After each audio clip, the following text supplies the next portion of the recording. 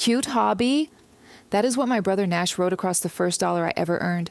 He uncapped a black marker in my own office, walked up to the frame that had been hanging on my wall for 12 years, and dragged the ink across the glass and the bill beneath it. 2 words, block letters, right across the face of George Washington, right across 12 years of everything I had built. I was standing 6 feet away. I watched him do it. I watched him cap the marker, slide it back into his jacket pocket, and turn around with that half grin he has used his entire life to make cruelty look like a joke. It was Thanksgiving. The family had gathered at a restaurant 2 blocks from my office in Scott's Addition. Nash wanted to see the space. I let him in. I showed him the conference room, the workstations, the client wall. And when we reached my office, he walked straight past me, straight to the frame, and wrote those 2 words like he was signing a yearbook. I said nothing. I didn't take the bill down. I didn't replace the glass. I didn't wipe the ink. I left it exactly as he left it. I locked the office door behind us, and we walked back to dinner, and I ate my meal, and I drove home, and I did not mention it again. That was 11 months ago. This morning, I am standing in front of that same frame. The marker is still there. The bill is still there, and in my other hand is an envelope from the Richmond Circuit Court containing a lawsuit filed by Nash Crenshaw and Bethany Crenshaw against me, Joanna Crenshaw, claiming I owe them $126,000 for consulting services allegedly rendered to my agency, the one he called a cute hobby. I looked at the bill, I looked at the lawsuit, I set the envelope on my desk, sat down, and opened my contacts. I didn't scream, I didn't cry, I didn't call my mother or my father or Nash. I called my attorney. Let me go back to the beginning. I started Crenshaw Digital when I was 25 years old. 1 client, 1 laptop, a leased desk in a shared office space in Richmond, Virginia. I didn't have startup capital, I didn't have investors. I had a skill set, a spreadsheet, and a willingness to answer the phone at hours most people were asleep. The first client paid me $400 for a website audit. When the check cleared, I cashed it, kept the first dollar bill, and put it in a $5 frame from a thrift store on Broad Street. That bill went on the wall. 12 years later, Crenshaw Digital manages 28 regional business accounts. Annual revenue is $520,000. I have a team. I have a leased office in Scott's Addition. I have clients who have stayed with me for a decade because I do not miss deadlines, I do not inflate invoices, and I do not disappear when the work gets tedious. That is what Nash wrote across, but the agency is only half the story. The other half is the money that left my account every single month for 14 years and landed in theirs. It started when I was 25, the same year I signed my first client. My parents, Lloyd and Sandra, were struggling with utility bills and insurance premiums. Dad had just retired. The numbers didn't work. So I covered them, $1,700 a month, every month, no contract, no formal agreement, just a standing transfer that I set up and never stopped. That same year, Nash needed a car. He was 20, working part-time and couldn't qualify for financing on his own. So I co-signed, and when he couldn't make the payments, which was immediately, I started covering those too, $900 a month, combined monthly outflow, $2,600, $2,600 a month for 168 months, $436,800. That is what I gave my family over 14 years. Not loaned, gave. There was no repayment schedule, there was no acknowledgement.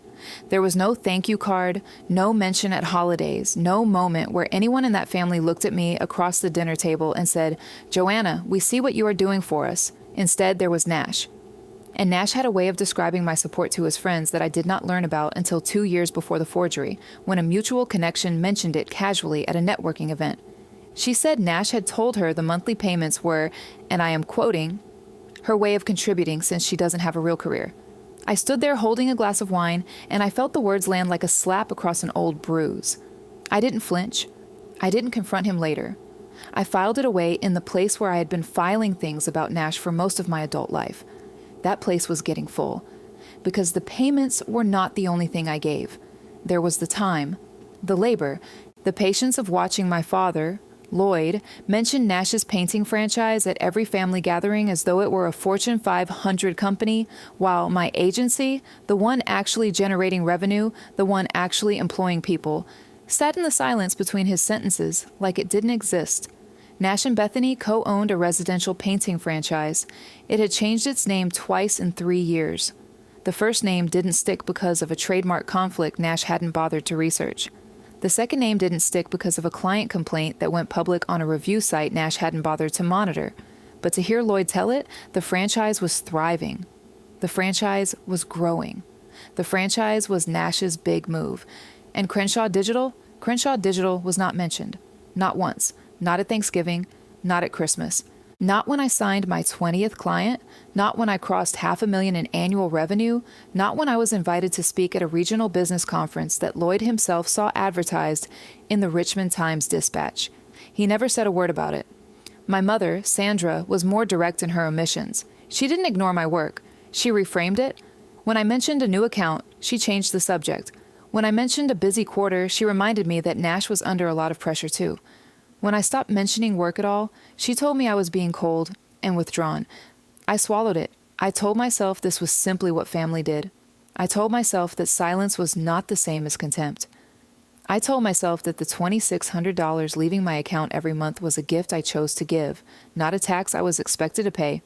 I told myself that until I almost believed it. And then Thanksgiving happened. Nash standing in my office, the marker in his hand, the grin on his face. 2 words across 12 years of work. I kept my voice steady. I kept my hands at my sides. I walked him out of the office and I locked the door, and I did not remove the bill from the wall. I didn't know yet what it would become. I didn't know that 11 months later, my attorney would photograph it, catalog it, and enter it into the court record as Exhibit F in a harassment pattern filing. I didn't know that Nash's handwriting on that bill would sit in the same evidence folder as his handwriting on a forged signature. All I knew standing in my office that Thanksgiving night after everyone had gone home was that something inside me had shifted. Not loud, not dramatic, just a clean, quiet break. Like a hairline fracture in a load-bearing wall. You cannot see it from the outside, but the structure knows. 7 months ago, Nash and Bethany applied for a business line of credit, $126,000. They used Crenshaw Digital's financial records. They used my agency's revenue history, my agency's credit profile, my agency's name. And where the application required my signature, Nash provided one. It was not mine. He forged it. The credit line was approved. Within 3 weeks, Nash and Bethany closed on a vacation home. The down payment was $89,000. The remaining $37,000 went to what I can only describe as the lifestyle Nash believed he had already earned. Bethany spent $19,400 on furnishings for the new property. She spent another $6,200 on a jewelry purchase she later described to friends as a business expense. Nash himself ran up $11,400 in personal charges, $126,000, my name, my agency, my signature, written by someone else's hand. I discovered it 5 months ago, on a Tuesday night, alone in my office. I was running a routine review of business credit inquiries, something I do quarterly, the same way I reconcile every invoice and archive every client email. It is not glamorous. It is not exciting. It is the kind of work that Nash would call a cute hobby. The inquiry appeared on the report like a stone in a shoe. An application I had not authorized. A credit line I had not opened. An amount $126,000 that was for that I had not requested. I sat at my desk. The office was dark except for the laptop screen. The framed dollar bill hung on the wall behind me, Nash's handwriting still visible in the faint light from the monitor. I closed the app. I opened my contacts. I scrolled to Margaret Carroll. I pressed call. It rang twice. I didn't raise my voice. I didn't break down. I stated the facts the way I state everything. In order, with documentation, without embellishment. Margaret listened. She asked 3 questions. She told me she would begin immediately. I hung up. I sat in the quiet for a long time. 4 months ago, before Margaret could file, Nash made his next move. He and Bethany filed a lawsuit against me. The claim, $126,000 in unpaid consulting fees for services allegedly rendered to Crenshaw Digital. $126,000, the exact amount of the forged credit line, the exact same number, not close, not approximate, identical, as though Nash had looked at the amount he stole using my forged signature and decided the cleanest defense was to claim I owed him that money anyway. Margaret Carroll read the filing and said 6 words to me over the phone. He just handed us everything. I stayed quiet, letting her continue. She explained it plainly. By filing a lawsuit for the identical amount of the fraudulent credit line, Nash had created a paper trail connecting his claim directly to the forgery.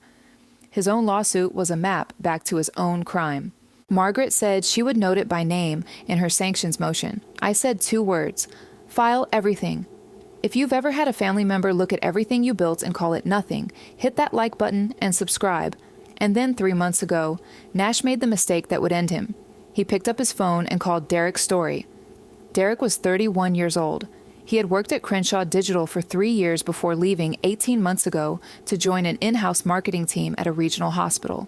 He left on good terms. I wrote him a recommendation. We exchanged professional updates occasionally. He was not a close friend. He was a person who had learned the business inside my agency and carried that training into the next chapter of his career. Nash called Derek on a Tuesday morning and asked him to testify. He wanted Derek to confirm under oath that Nash had provided regular consulting services to Crenshaw Digital, that Derek had personally witnessed Nash attending monthly meetings at the agency, contributing strategy, earning his fee. None of it had ever happened. Nash had never consulted for my agency. Nash had never attended a single meeting. Nash had never contributed a single idea, a single document, a single hour of work to Crenshaw Digital in its entire 12-year existence. Nash asked Derek to lie, under oath, in a courtroom. Derek called me that same afternoon. His voice was steady but tight. He told me what Nash had asked. He told me he would not do it, and he asked me what I needed. I called Margaret Carroll. She called Derek. And over the following week, with Margaret's legal guidance and under Virginia's one-party consent law, Derek called Nash back. Nash talked for 11 minutes. He was specific. He was confident. He was detailed in a way that only a person who has never faced consequences can be. He told Derek exactly what to say, exactly how to phrase it, exactly how to describe meetings that never occurred and contributions that were never made. And at one point, the point that would be played at full volume in a courtroom 6 weeks later, Nash said the words that sealed it. "Just tell them you saw me in meetings every month. They won't check." Derek recorded every second of it. That recording sat on Margaret Carroll's desk for 6 days before anyone outside her office knew it existed. She didn't rush. She didn't call Nash. She didn't alert his attorney. She added it to the file the way I would add a line item to a quarterly reconciliation, precisely, without emotion, in the exact place it belonged. Then she moved to the next piece. Because the recording was not the only front. 6 weeks before the hearing, my father made 3 phone calls. Lloyd Crenshaw, 68 years old, retired, picked up his phone and called 3 of my clients. 3 businesses I had served for years. 3 accounts that represented $47,000 in annual revenue to my agency. He told each of them the same thing. He told them that Joanna Crenshaw was under investigation for financial misconduct. I don't know what he expected. Maybe he thought business owners in Richmond wouldn't mention an anonymous call from an elderly man claiming their marketing consultant was a criminal. Maybe he thought the calls would simply dissolve into the background noise of a busy quarter, the way so many of his silences had dissolved into the background noise of my childhood. Maybe he thought I would never find out. All 3 clients called me independently within 48 hours. The first call came on a Wednesday morning. My client asked if everything was all right, said he'd received a strange call, described the voice. I knew the voice. The second call came that afternoon. The third came the following day. I didn't confront Lloyd. I didn't call Sandra. I didn't pick up the phone and ask my father why he would try to destroy the business that had been paying his insurance premiums for 14 years. I called Margaret Carroll. She documented every detail: dates, times, the clients' names, their accounts of what Lloyd had said. She told me the calls constituted tortious interference with business relationships under Virginia law. She told me the potential damages: $47,000 in threatened account value across the 3 clients. She added it to the file. I sat in my office that night, alone, the laptop closed, the room dark except for the streetlight cutting through the blinds, the framed dollar bill hung on the wall behind me, the black marker still slashing across it. I thought about 14 years. I thought about $2,600 a month, every month, without fail, without acknowledgement. I thought about $436,800 that I had placed into the hands of people who were now actively trying to take everything else. Nash forged my name to steal $126,000. Then he sued me for the exact same amount. Then he coached a witness to lie under oath. And now Lloyd was calling my clients to burn down the agency from the outside while Nash tried to gut it from within. I felt nothing. Not anger, not pity, nothing. I was done pretending this was okay. The hearing was scheduled for a Thursday in the Richmond Circuit Court. Margaret Carroll had spent 60 days building a case across 3 simultaneous fronts, and she had assembled it the way I build a client campaign, methodically, with documentation for every claim, and without a single element that depended on emotion. Front 1 was Thomas Wexford. Thomas was 58, a certified forensic document examiner Margaret had retained within 2 weeks of my initial call. He had spent his career analyzing handwriting, ink composition, and signature authenticity for civil and criminal cases across Virginia. Margaret gave him the credit application. She gave him samples of Nash's handwriting. She gave him samples of mine. His analysis was unambiguous. The signature on the $126,000 credit application was not mine. The pen pressure, the letter formation, the stroke sequencing, all of it pointed to one hand. Nash's, Thomas Wexford's report became Exhibit A. Front 2 was Derek's recording. 11 minutes of Nash Crenshaw coaching a witness in his own voice on a call Derek had recorded with Margaret Carroll's legal guidance under Virginia's one-party consent statute. Every word documented, every instruction preserved, every lie Nash had asked Derek to tell, now sitting in a digital file with a timestamp and a chain of custody Margaret could defend in her sleep. Front 3 was the counterclaim. Margaret had filed a sanctions motion for the bad faith lawsuit, citing the identical dollar amount between Nash's claim and the forged credit line. A coincidence so transparent it read like a confession.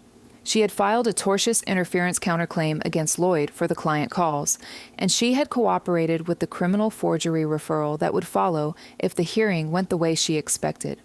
The morning of the hearing, I drove to the courthouse alone.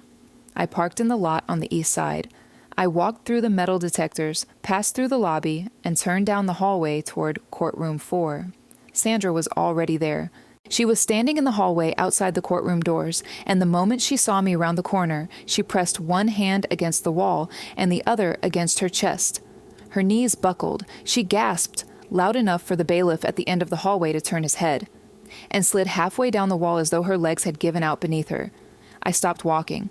She gasped again, louder this time, her face contorted in what she clearly intended to look like cardiac distress. Lloyd rushed to her side. Nash stepped forward.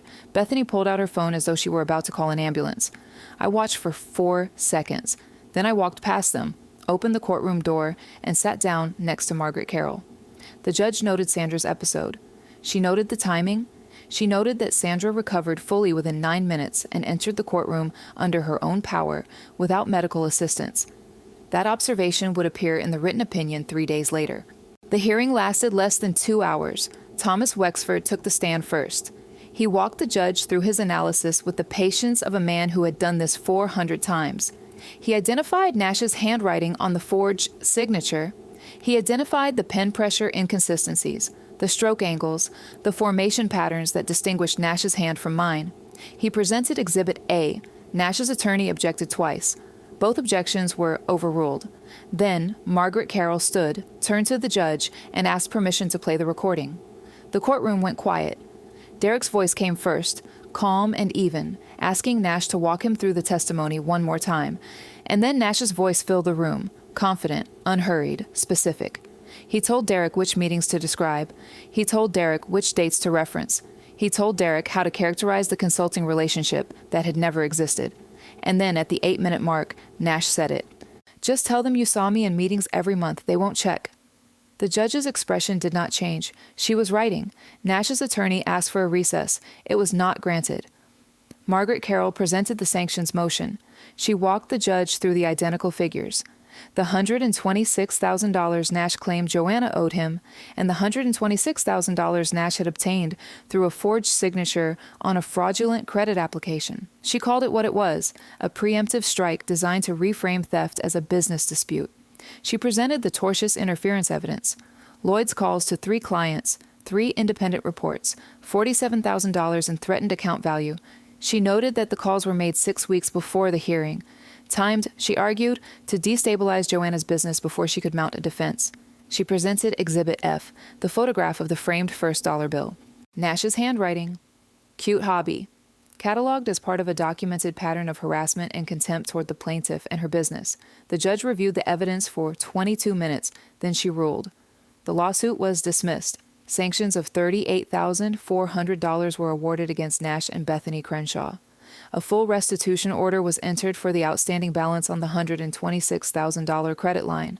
Nash was referred for criminal forgery charges. Bethany was named as co-beneficiary in the restitution order, her name on the vacation home deed tying her directly to the proceeds of the fraud. The vacation home, appraised at $218,000, was ordered seized and listed for sale. The total exposure Nash and Bethany now faced, $38,400 in sanctions, $126,000 in restitution, a $218,000 property seized, criminal charges pending, and a tortious interference counterclaim that had not even reached its own hearing yet. Nash sat in the courtroom and did not move. Bethany's face had gone white.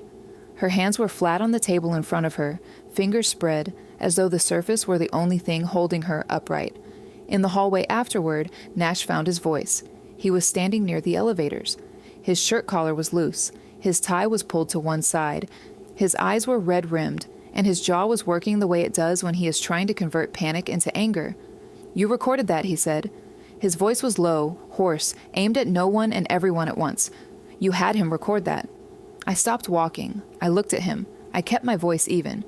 He called me. 3 words. I did not elaborate. I did not explain. I did not describe the 14 years of payments, the $436,800, the Thanksgiving marker, the cute hobby, the silence from our parents, the calls to my clients. I did not list the things I had swallowed or the years I had spent swallowing them. I said 3 words, and I walked to the elevator, and I pressed the button, and I waited. Nash said something else behind me. I did not turn around. Sandra said my name, my full name, the way she always does when she wants control of a room. I did not turn around. The elevator doors opened. I stepped inside. Margaret Carroll stepped in beside me. The doors closed. No slam, no confrontation, no final monologue, just the quiet mechanical hum of the doors sliding shut, and the soft click of the lock engaging, and the slow descent to the parking garage where my car was waiting exactly where I had left it. I drove back to my office. I unlocked the door. I sat down at my desk. The framed dollar bill hung on the wall across from me, Nash's handwriting still on it. Cute hobby. The same 2 words. The same black ink. The same bill that had been hanging there for 12 years, defaced for 11 months, and entered into the court record that morning as Exhibit F. I didn't take it down. I didn't clean it. I didn't replace the frame. I opened my laptop. I pulled up the 28 client accounts. I started the quarterly review I had been running before any of this began. My phone sat on the desk beside me. The screen lit up once, twice, 3 times. Notifications from numbers I recognized. I turned off the ringer. I felt nothing, not anger, not pity, nothing. The cut was clean. 3 days later, the judge issued her written opinion. It named Sandra's courthouse episode as, and I am quoting from the document, a pattern of manipulative conduct consistent with the evidence presented. Sandra's performance was now public record, filed, documented, permanent. That same week, I opened my banking app. I scrolled to the standing transfers, the ones I had maintained for 14 years without interruption. $1,700 a month to Lloyd and Sandra, $900 a month to Nash, $2,600 a month. I selected the first transfer. I tapped cancel. I selected the second transfer. I tapped cancel. 2 clicks, $2,600 a month, $31,200 a year. The stream that had flowed from my account to theirs for 168 consecutive months dried up in under 10 seconds. I closed the app. Then I went through my contacts. I blocked Lloyd's number. I blocked Sandra's number. I blocked Nash's number. I blocked Bethany's number. I removed myself from the family group chat. I deleted 6 voicemails without listening to them. I archived 14 years of text messages I would never read again. I didn't do it in anger. I did it in clarity. The door closed softly. No slam. Just the quiet click of the lock sliding into place. The weeks that followed were the quietest of my adult life. Not empty quiet. Not the kind of quiet that sits on your chest at 3 in the morning when you're wondering if you made the right call. This was different. This was the quiet of a house where no one is taking anything from you. The quiet of a phone that doesn't ring with demands disguised as love. The quiet of a bank account that finally belongs only to the person who earned it. I slept through the night for the first time in years. I woke up without the low hum of dread that had been running beneath every morning for so long, I had mistaken it for normal. I made coffee. I drove to the office. I opened the 28 client accounts and I did the work. That was all. And it was enough. I did not seek updates on Nash or Bethany or Lloyd or Sandra. I did not call mutual acquaintances. I did not search public records or drive past their homes or ask anyone how they were doing. I had removed them from my life the way you remove a line item from a budget that should never have been approved. Cleanly, permanently, without revisiting the decision. But Richmond is not a large city, and when a family collapses in a mid-sized market where business owners talk to each other over lunch, the information arrives whether you ask for it or not. 3 weeks after the hearing, the vacation home was listed, $218,000 appraised value. It sat on the market for 11 days before the court-appointed receiver accepted an offer below asking. Nash and Bethany never spent a single night in it after the seizure order. The furnishings Bethany had purchased, the $19,400 in decor she had selected with such confidence, were still inside when the new owners took possession. She did not have the legal standing to remove them. 6 weeks after the hearing, the painting franchise lost its operating credit line. The franchise had been running on the forged funds as collateral, a structural dependency Nash had apparently never considered temporary. When the credit line was frozen and the restitution order attached, the financing fell apart like a house built on a permit someone else's name was forged onto. The franchise, which had already changed its name twice in 3 years, did not survive long enough to need a third. Nash listed the company van for sale on a Tuesday. By Thursday, it was gone. Bethany's car, a white SUV she had leased 8 months earlier, was returned to the dealership the following week. 8 months after the hearing, Nash and Bethany listed their primary residence. A colleague of mine, who handles digital marketing for a real estate firm in the Fan District, mentioned it at a networking lunch. She wasn't gossiping. She was confirming an address for a listing she'd been asked to promote. She didn't know the connection until I didn't react, and then she knew, and she changed the subject with the kind of quiet professionalism I have always appreciated in the people I choose to keep in my life. The house sold for less than they owed. Nash and Bethany moved into a 2-bedroom apartment on the south side of the river, shared laundry in the basement, a parking lot where the painting franchise van used to sit, now occupied by a 10-year-old sedan Nash had purchased with cash from the home sale proceeds that weren't consumed by the restitution payments. The criminal forgery case proceeded on its own timeline. Nash's attorney, a different one from the civil case because the first one had withdrawn after the sanctions ruling, attempted to negotiate a reduced charge. The Commonwealth's attorney was not in a negotiating mood. Thomas Wexford's handwriting analysis was unambiguous. Derek's recording was unimpeachable. The forged signature on a $126,000 credit application was not ambiguous. It was not a misunderstanding. It was not a family disagreement that got out of hand. 10 months after the hearing, Nash accepted a plea arrangement. The terms included restitution payments that would follow him for years. His name now appeared in background check databases in a way that made future employment in any field requiring financial trust functionally impossible. The painting franchise was gone. The vacation home was gone. The primary residence was gone. The car payments, the $900 a month I had covered for 14 years, were now his to make on a vehicle he could barely afford to insure. Bethany filed for separation 11 months after the hearing. I heard this from no one. I read it nowhere. It arrived the way most information does in a city like Richmond, through the quiet, ambient awareness of people who share professional circles and say nothing directly, but whose silence on certain topics tells you everything. Lloyd and Sandra's collapse was slower.